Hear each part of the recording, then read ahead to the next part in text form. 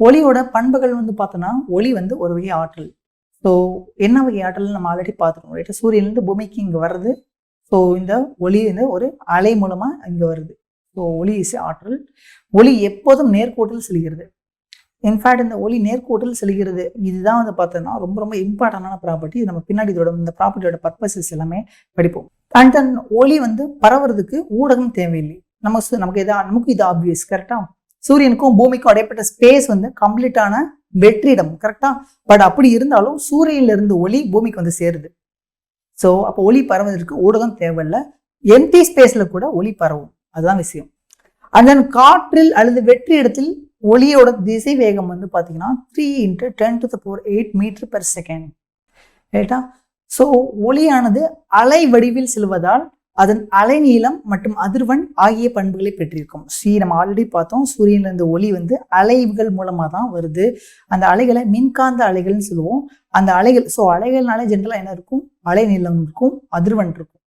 So அதிர்வெண் அலைநீளம் அப்படின்னா என்னன்னு வந்து பார்த்தீங்கன்னா, இப்போ இதான் வந்து அலைன்னு வச்சுக்கோங்களேன்.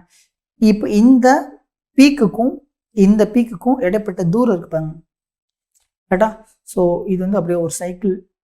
இதை வந்து பார்த்தோம் அப்படின்னா ஒரு முழுமையான வேவ்ஸ்ன்னு சொல்லுவோம். ஸோ இங்கேருந்து ஆரம்பிச்சு இது வரைக்கும் உள்ளதை ஒரு முழுமையான வேவ்ஸ்ன்னு சொல்லுவோம் ரைட்டா? ஸோ இதுதான் வந்து பார்த்தீங்கன்னா அலை நீளம் அப்படின்னு சொல்லுவோம். இந்த ரெண்டு அடுத்தடுத்த அலைகளோட உச்சி கிடைப்பட்ட தூரத்தை தான் அலை நீளம்னு சொல்லுவோம். ஒரு செகண்டுக்கு எவ்வளோ அலைகள் நம்மளை தாண்டி பாஸ் ஆகிட்டு போகுது அப்படின்ற அந்த நம்பர் ஆஃப் அலைகளோட கவுண்டோனை தான் நம்ம என்ன சொல்லுவோம்னா அதிர்வெண்னு சொல்லுவோம். இது ரெண்டையும் பெருக்குனா நமக்கு என்ன கிடைக்கும்னா ஆட்டோமேட்டிக்காக லைட்டோட ஸ்பீடு என்னன்றது கிடைக்கும். Which is 3 × 10⁸ metre per second in empty space ரைட்டா?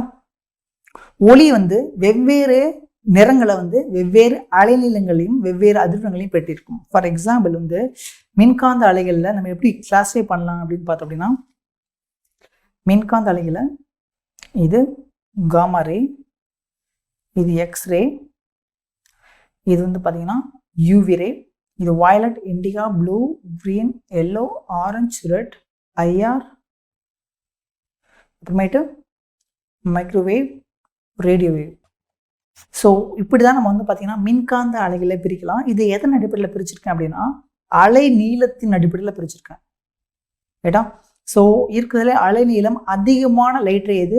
அப்போ ரேடியோ வேவ்ஸ் ரைட்டா? இருக்கிற அலைநீளம் கம்மியான லைட் ரேஸ் இது காமா ரே ரைட்டா? ஸோ இதில் ஹியூமன்ஸ்னால கண்ணால் பார்க்க முடிஞ்ச ஒளிகளோட அளவு எதுன்னு எந்த அளவுக்குன்னு பார்த்தீங்கன்னா இந்த violet, Indica, blue, green, yellow, orange, red இது வரைக்கும் கண்ணால் பார்க்க முடிஞ்ச விசிபிள் லைட்னு சொல்லுவோம். கண்ணால் பார்க்க கூடிய லைட் அப்படின்னு சொல்லுவோம், விசிபிள் லைட்னு சொல்லுவோம் ரைட்டா? இதுக்கு மேலேயும் பார்க்க முடியாது, இதுக்கு கீழேயும் பார்க்க முடியாது.